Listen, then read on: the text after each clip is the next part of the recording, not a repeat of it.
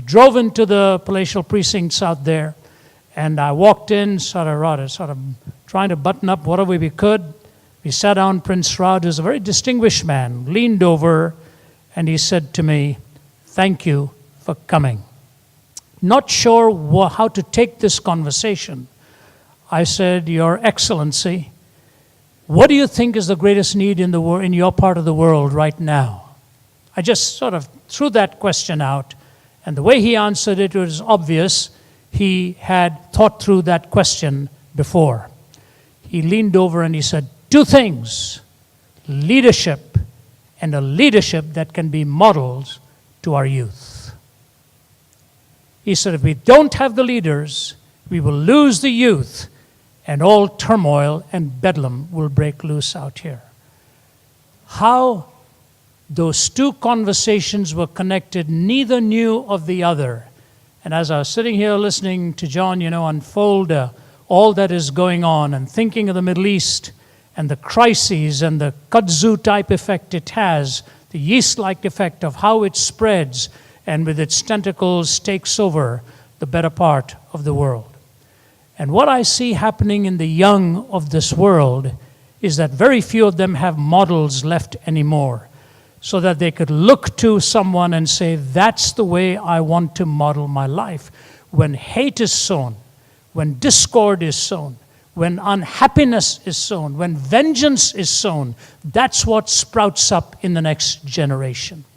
And so what I want to talk to you about, ladies and gentlemen, in the few minutes that I'll take here, is a question that Solomon asked of himself. What is worthwhile to do under the sun? This was a man who fed 14,000 at his palace every day. He said he had accumulated and accomplished more than anybody in his time. He had a harem. He was an architect. He'd built beautiful buildings. He knew all about agriculture. And he said, at the end of it all, I came to this question. What is worthwhile to do under the sun? Is it all a chasing after the wind? And so I say to you that at the bottom line of all that goes on is this unanswered question. What makes your life worthwhile? And what makes my life worthwhile? When I was 17, I was on a bed of suicide. I'd never opened a Bible in my life. I'd never opened a religious book in my life. Unlike John, who was a good student, I was at the opposite end of the spectrum. I was addicted to failure because my goals were on the sports field. I didn't like books. I didn't like reading. I just wanted to play cricket. And when my father took us to church, I decided to memorize the prayer book so that I would know how long we were from finishing this thing. And I knew exactly at about the 7-minute mark to go. When the vicar would say, let us by faith therefore draw near by faith, I said, 7 minutes to go, and we're out of here, That's all the religiosity I had. And now as I think of all that happened, when I was 20, my father sent my older brother and me to Canada. He was 22, he got his job with IBM, became a systems engineer. He started his own high-tech company. And I was in the hospitality industry, wanted to do 1 or 2 years of internship before going on to Cornell. And as I was working in that hotel industry night after night, the managing director, the chef, and I would have dinner every night. And the conversation around that table was brand new to my thinking. I was only 20. I'd left home, I'd come to the West. I thought I was coming to utopia, and all the schemes I would see these boys were making at the end of the day. I thought, wow, is this what they really want to do at 11 o'clock every night after they finish? And one day while he was literally grabbing me by the arm, he said to me, when are you going to become a man? Because he wanted me to go to one of the places they haunted. I looked at him, I said, Mr. Stanway, sir, you are my boss. But can I ask you just one question? Every night when you and Tony go out, you give me the keys to lock up everything. All the liquor, all the monies, all that's of value here. You give me the keys to lock it up. Why do you do that? He said, because I trust you. I said, sir, if tonight I go out with you and you cause me to violate one of my convictions, Will you trust me again after that? He said, Ravi, I will never ask you to do that again. And the day I stepped out of there, a couple of years later, and went into my studies in theology and philosophy, changing dramatically from the business world, Mr. Standway walked me to the door, put his arm around my shoulder. He said, this is the logical outworking of who you are. If you ever want to return, our doors will be open for you, but I don't think I'll be seeing you again. You see, there's a question you have to answer and that I have to answer. And I live on the road 50% of my life. I remember speaking to the Atlanta Braves and the Cardinals that were playing against each other at Turner Field. You speak first to the opposing team, then speak to the home team. I pray for neither of them for victory that night, or that'll be my last event to come to you know. So at the end of the night, I spoke to them I said, I look at you boys with muscles like watermelons. I said, I walk in here as the only one who fails the physical. I said, what am I going to talk to you about? How to knock a ball out of the park? I said, I can't even see it when you guys have knocked it out of the park. I said, I can't talk to you about baseball. I said, I can't even talk to you about cricket. I said, but what I can talk to you about is how to live your life on the road, because I spend more time on the road than probably most of you have. Because I'm 40 years as an itinerant now. This year, I'll spend over 200 days on the road. In the last 6 weeks, I've been to 8 countries. And straight from here, I'm on to Hong Kong, Singapore, Thailand, a few others. That's the way my life is. I'm an itinerant. I said, I want to talk to you about how to live your life on the road. There was a big hitter on the team. He came over to me, and I thought he would break my back the way he hugged me. And I've got a broken back already with titanium rods in there. He wrapped his arms around me, put his head on my shoulder, and wept and said, I wish I had heard this talk when I was starting out. Today I have all the money I've ever wanted, but very little of any real value in life. My call travel assistant was standing one step next to me. He just moved away to allow this big guy to weep on my shoulder and open his heart. Lee Iacocca said this in his straight talk. As I start down the twilight years of my life, I try to look back and figure out what it was really all about. I'm still not sure, he says, what all of this was meant to be and what is really the meaning of fortune and success. I know fame and power are for the birds, but then life suddenly closes into focus, and there stand my kids, and I love them. No matter what you've done for yourself or humanity, if you haven't given love and attention to your own family, I ask you, what have you really accomplished? This is Iacocca. He's moving in the right direction. I want to give you 3 principles as quickly as I can. And I promise you, you take these principles and apply it in your inner life, success is truly defined by them. Gideon is taking 32,000 men to face a daunting enemy. He thinks he needs a big army. And if he's got the big boys on his side, 32,000 of them, he's outnumbering the opposition. And God says, you've got a problem, you've got too many. He says, what do you mean you've got too many? This enemy is huge. He says, no, you've got too many. So he says, give them a choice. Those who are really afraid of this fight, let them leave. Don't judge them. Ask them the question. If they're fearful, let them go. 1/3 of them said they were terrified of this battle. 22,000 of them left. He's left with 10,000. God says, you've still got too many. I'm going to help you choose. All you need is about 300 of them. He said, take them to a river and let them take a drink to refresh themselves. A handful of them will drink this way. A handful of them will drink that way. Those that drink it as they cup their hands, they are the ones I want you to have. You take them, and it ended up being 300. Now, what was going on here? What were these men thinking? When they went to the water to kneel and drink before a battle, they weren't suspecting at all what was going on. And the reason is this. Please hear me. Anything that refreshes you without distracting you from, diminishing, or destroying your final goal in life is a legitimate pleasure. Anything that refreshes you without diminishing, distracting, or destroying the final purpose in life is a legitimate pleasure. We need refreshment in our lives. I was in Jakarta, Indonesia 2 weeks ago, speaking to the Lipo Group people. And the CEO of the Lipo Group, after I'd spoken 6 times and been there, did something for my wife and me we'd never had done before. And you know, when you're a public speaker, you don't like to tell these stories because it doesn't really serve your purpose. But I'll tell you what he did. He said, Ravi, you've been on the road for so long. I've set aside 5 days to give you and your wife a break.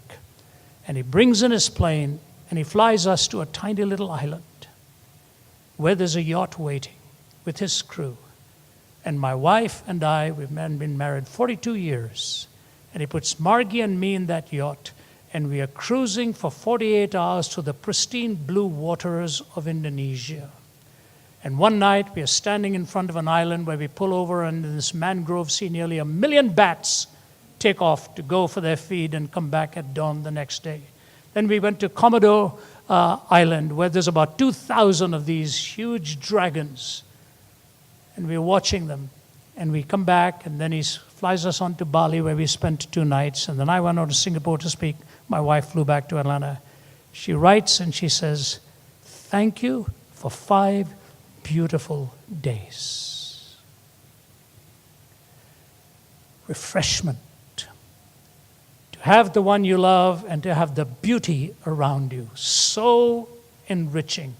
But you know, you've got to be careful with what refreshes you so that it doesn't take away from you the ultimate purpose of what life is all about. I wrote to James Riadi and I said, James, I'll never be able to thank you enough for what you did for my wife and me for these 5 days. Never had anything like this. Thank you, sir. And he just wrote back and said, God bless you. I'm glad you went away from there rested. What is your purpose in life? You know, ladies and gentlemen, if you desacralize life at its essence, everything becomes profane. As Chesterton said, there's only one angle at which you can stand straight, and many, many other angles at which you can fall. Here's the point. A man comes to Jesus and says, is it all right to pay taxes to Caesar? I truly wish Jesus had answered that differently. It's one of the most hurtful answers he ever gave, especially on April 15th. Jesus said, do you have a coin? He said, yes, give it to me. He looked at the coin and looked at the man and said, whose image is on this? He says, Caesar's. He says, give to Caesar that which belongs to Caesar and give to God that which belongs to God. As an apologist who does open forums, the questioner should have had a comeback question. The comeback question should have been, what belongs to God? You know what Jesus would have said? Whose image is on you? If the image of Caesar is on the coin, give to Caesar that which belongs to Caesar. Give to God that which belongs to God. Do you know the Judeo-Christian worldview is the only worldview that pays you that great compliment? Imago Dei, you are created in the image of God. I cannot violate you. I cannot desacralize your life. I have no right to take that which is sacred of yours. Which leads me to the second. Secondly, as Gideon and all go on to battle, David is in battle as well. Most of our character is revealed in battle. David is in battle and he's thinking back of home and he says, oh my, a drink from my well at home in Bethlehem, what a delicious thing it would be. You know, I travel a lot. I used to live in Toronto for 10 years. My wife's Canadian. One of the things I loved to do when I came back to Toronto was to take a drink out of the faucet. Because in Toronto, one of the cities I lived in, the water comes so cool and refreshing. You go straight, you don't need the fridge, just go to the faucet. I don't know whether the land is so frozen most of the time that keeps the water cold. I don't know what it is. Just enjoy it. Now when I come back to Atlanta, once upon a time when I first moved to Canada, the Indian restaurants in this part of the world were a disgrace. Now they're some of the finest in the world. And I come to Atlanta and my wife knows exactly where we are going to go the first night. Go out and have a nice dinner at the Indian restaurant there called the Palace. But more than that, just to get into my bed again after being on the road, my own bed. When you're traveling, you have those dreams of home, what you want to do. David says, I wish I could get a drink of water from my well. 3 of his biggest fighters get behind the enemy ranks, get to that well, fill up a pitcher, come back to him, ta-da! Want a drink, David? And David is about to pour it, and he says, where do you boys get this from? said, David, it's from your well in Bethlehem. He said, how'd you do it? He said, we snuck behind enemy lines. You guys put your life in jeopardy? Yes, sir. We admire you. We love you. Want you to have it. David's about to put it to his mouth, takes it down, pours it onto the ground and says, I cannot jeopardize the sacred right of another person to enjoy something for my pleasure. If he had reacted the same way when he saw Bathsheba, all of Old Testament history would have been different. Ladies and gentlemen, especially to you gentlemen, I want to say this. We need to know where our boundaries are, where the lines are that we need to draw, what is sacred, what is fulfilling, and I know whereof I speak. 4 decades on the road and the temptations never diminish. There's always somebody who wants to buy you. There's always somebody who wants you to cross a boundary. And as Chesterton said, whenever you remove any fence, always pause long enough to ask why it was put up there in the first place. You've been watching Let My People Think with Dr. Ravi Zacharias. We're grateful for your prayers and financial support. If you'd like to know more about this ministry or would like to donate to our efforts, you can call us at 1-800-448-6766 or visit us online at www.rzim.org. You can also stay connected to RZIM through Twitter and Facebook. Our mailing address is RZIM, Post Office Box 921939, Norcross, Georgia 30010. My honor to be with you here at Princeton. When I was in Germany. India, very close to Bangladesh. George Washington University. The Middle East. Meetings in Angola prison. United States. From China. In Canada. In the United Kingdom. In Istanbul, in Ankara, and Izmir. Romania. At American University. At the University of Harvard. Manila in the Philippines. Perth, Australia. To South Africa. In Africa. To Malaysia, to Indonesia, to Singapore. The mission of Ravi Zacharias International Ministries is really to reach the thinker and the skeptic, to answer the questions, and do evangelism undergirded by apologetics, in clearing all of the obstacles that stand in the way so that the questioner can take a direct look at the cross of Jesus Christ. We put it simply, it is to help the thinker to believe and the believer to think. In short, we are in their arena, bringing the gospel of Christ to help them traverse the longest journey in life, the journey from the head to the heart. The fivefold thrust of RZIM has always been first and foremost evangelism. We do evangelism undergirded by apologetics. Apologetics is not the main course, it is the seasoning. The gospel is the main message. So we do evangelism, we do it with apologetics, understanding the questions of people. We are involved in training people where they are and within the church, and training our young to be able to answer the questions that are being asked of them. And then spiritual disciplines, because we never want to forget the heart that has to be touched and reached. So we've got evangelism, apologetics, training, and spiritual disciplines. But there is a fifth very important component. And to switch metaphors for just a moment, it was Francis Schaeffer who said evangelism has to walk on 2 feet. Evangelism is the proclamation, compassion and mercy ministries is the other foot with which you walk into arenas. So Wellspring International is the humanitarian arm of RZIM, which is apologetics with a touch. These 5 components of evangelism, apologetics, training, spiritual disciplines, and the humanitarian need. These are the issues that really carry us into various settings. The gospel is a beautiful story. It's a story not just told as fact, but it is told in the attractiveness of who Jesus Christ is and what his forgiveness and grace and transforming power mean. But you can never proclaim that without respecting the honest questioner, so we retain the dignity of the listener and never compromise on the nobility of the gospel. The global reach is critical because the cross-cultural pollination that is going on. The gospel of Jesus Christ is the answer for every culture and every generation. So the global family of humanity is really like what John Wesley would have said, the world is our parish.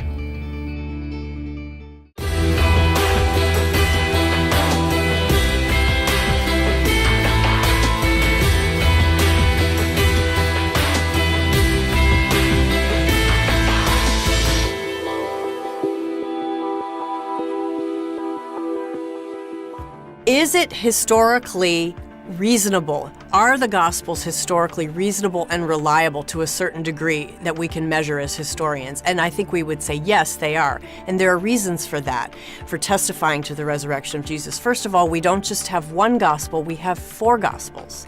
Four Gospels that tell us the same thing, that Jesus was raised from the dead. Second of all, we have Paul's letters corroborating this fact that Jesus rose from the dead. In other words, they corroborate one another because many of Paul's letters, most of Paul's letters, in fact, were written before the Gospels. So here's my third point, here's this Jew who at one point is persecuting the church violently, held the jackets and coats of those who stoned Stephen, as we see in the book of Acts.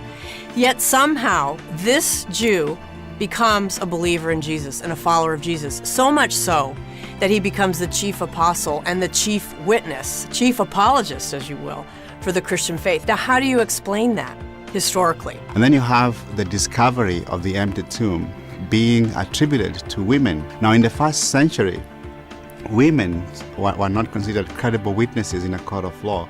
If a woman witnessed a crime, she could not go to court and testify because her testimony was not taken seriously.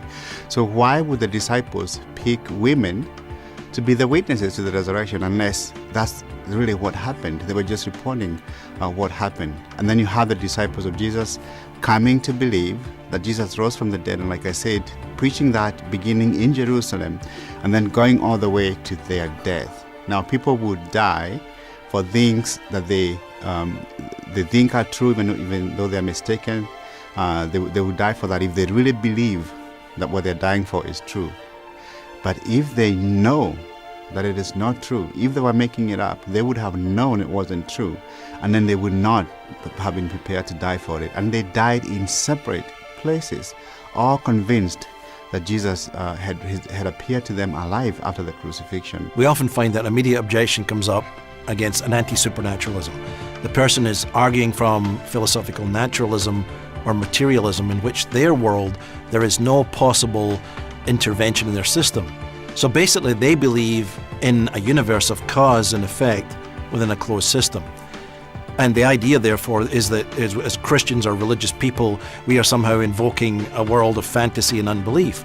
But we believe in a universe of cause and effect in an open system, that there's an agency that can act. So I think what we've got to define, and I know in my own case when I've had this discussion with people talking about miracles and so forth, or the possibility, is that if God exists, by definition, miracles would be logically possible. I mean, if he's a greater being than by which anything else exists, he is the greatest of all, is he omniscient, all-powerful and so forth, then the very name God carries the attributes of the ability to do anything within his system. And generally speaking, those scholars who presuppose that no God exists will throw up their hands and they will say, we don't know what happened.